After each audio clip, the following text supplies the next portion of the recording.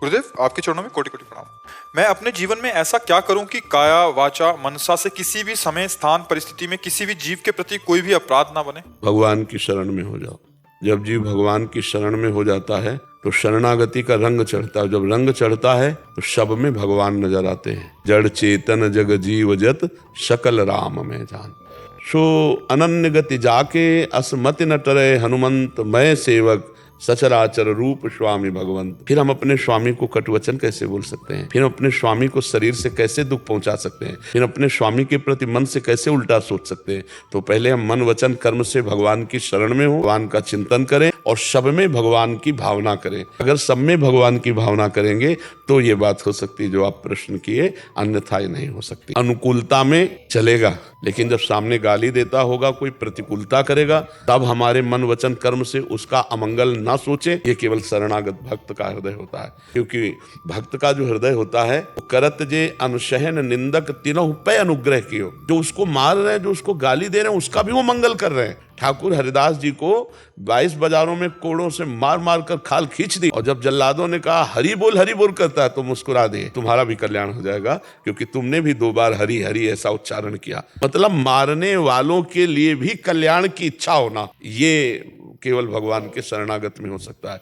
जो निंदा करते हैं, जो अपमान करते हैं, जो पीड़ा पहुंचाते हैं, उनका भी कभी किसी काल में अमंगल ना हो। चरणदास जी नाम के एक महात्मा हुए, उन्होंने कहा साधो निंदक मित्र हमारा। जो हमारी निंदा करे, जो हमारा अपमान करे, वो स्वस्थ रहे, निरोग रहे और कभी भी उसका अमंगल ना हो और भगवान उस पर कृपा करे। ये हृदय केवल भक्त का हो सकता है। नहीं तो अगर एक कोई गाली दे, 2 गाली देने की इच्छा आ जाएगी, नहीं आ जाएगी।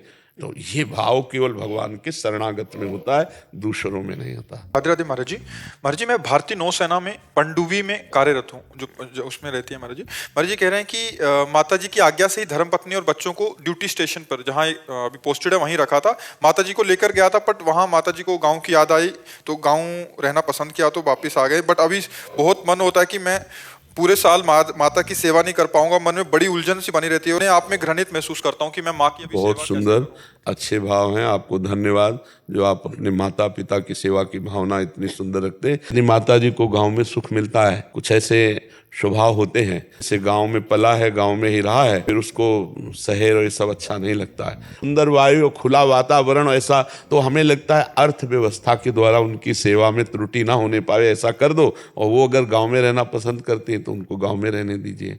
अर्थव्यवस्था तो कर सकते हो ना, अर्थव्यवस्था कर दो। और जब वो इस तरह की स्थिति में हो कि वो स्वयं अपनी कोई दिनचर्या नहीं कर सकती, फिर उनको अपने पास ले आओ। उनकी भावना फिर नहीं देखी जाती, फिर उनकी सेवा देखी जाती है। जब तक वो स्वयं अपनी दिनचर्या परिचर्या कर लेती हैं शरीर की, तब तक अर्थव्यवस्था कर दो कि उनको कोई कम दुख ना पहुंचे, अर्थ संबंधी, जो दिनचर्या में सामग्री संबंधी, और शरीर स्वस्थ है तो आनंद से रहने दीजिए। और जब ऐसा लगे अभी अपनी दिनचर्या नहीं कर सकती, तब तक आप रिटायर हो जाए तो बात अलग है, नहीं फिर आप जहां तैनात हो। अगले साल रिटायरमेंट था, लेकिन माता जी का आज्ञा थी कि आगे सर्विस करें, और नियम शरण में संत का भी सानिध्य प्राप्त है, वो उनकी भी आज्ञा है कि आप आगे सर्विस। लेकिन जब ऐसी माता जी की स्थिति हो तो रिटायर ले लेना, उनकी सेवा में गांव में ही पहुंचकर फिर सेवा कर देना, बहुत बढ़िया हो जाएगा। ठीक है, हाँ, धन्यवाद है। नौजवानों को अपने माता पिता के प्रति भगवत भाव रखना चाहिए।